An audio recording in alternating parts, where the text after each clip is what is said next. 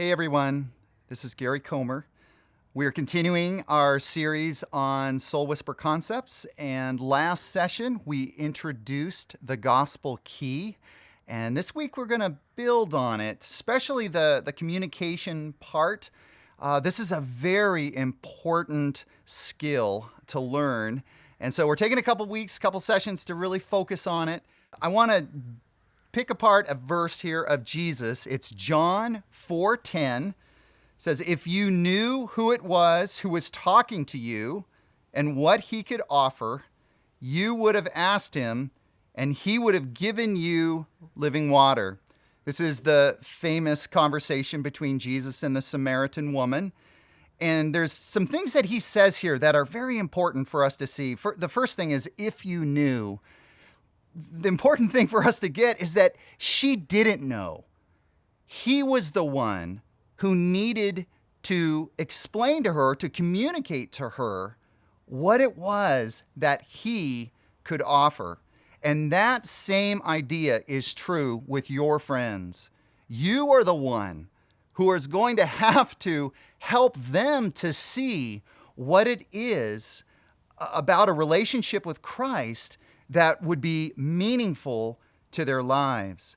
He also, in this particular verse, he describes to her and uses the term living water. He describes it in a pictorial way. We don't have to use a metaphor, but we do need to come and to bring some kind of a picture of what they could have and what it would mean for their life. And in this verse, he also directs their response. He directs the woman's response. If you knew who it was who you were talking to, you would have asked him. And there is a direction in that for her to ask and to respond. And all of those elements are very important as we work and develop this particular skill. Now, I want to back up and I want to show the sequence in a graph type form and just show the big picture of how this develops. It really starts with listening. And it's the perfect place to start with your friend, partly because you're able to really zero in on where they are. Listening leads to discovery. Discovery of this key message, this key benefit to their life that really ties in with their life situation, their storyline, what they're dealing with right now, how it is that faith would be meaningful to them. And then from discovery leads to interpretation.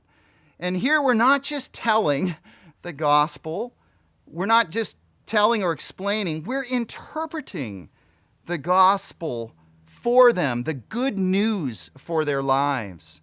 And then we lead from interpretation to communication.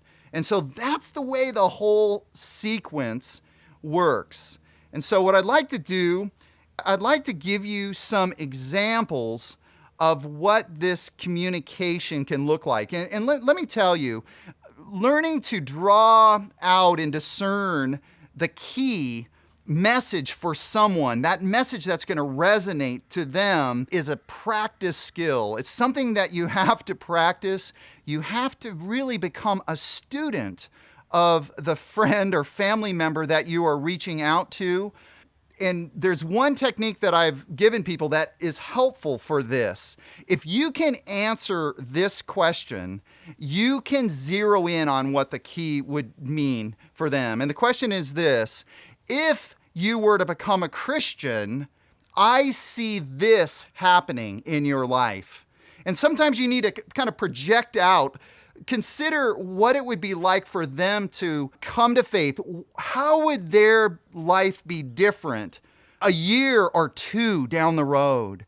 Project their life out and zero in on what it is and how it is that Christ would make a significant difference in their life.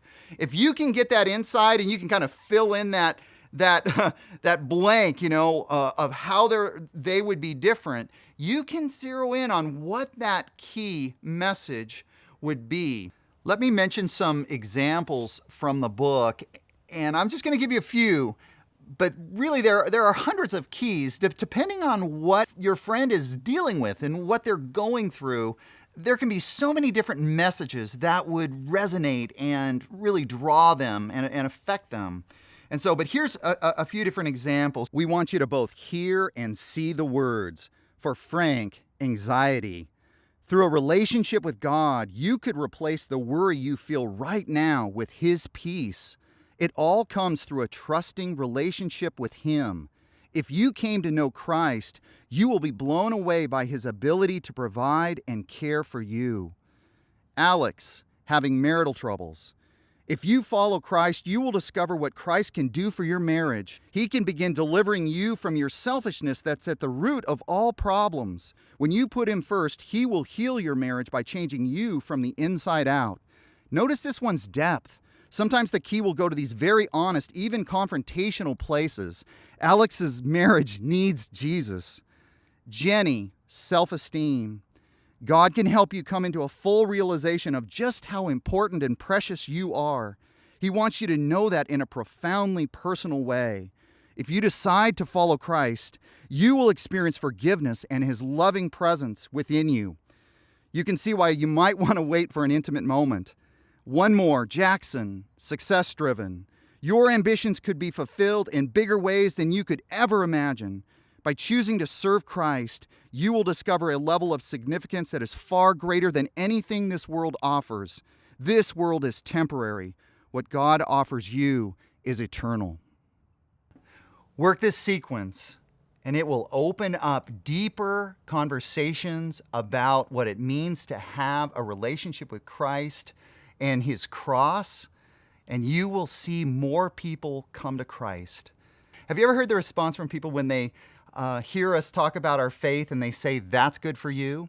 What they really mean is that's not good for them.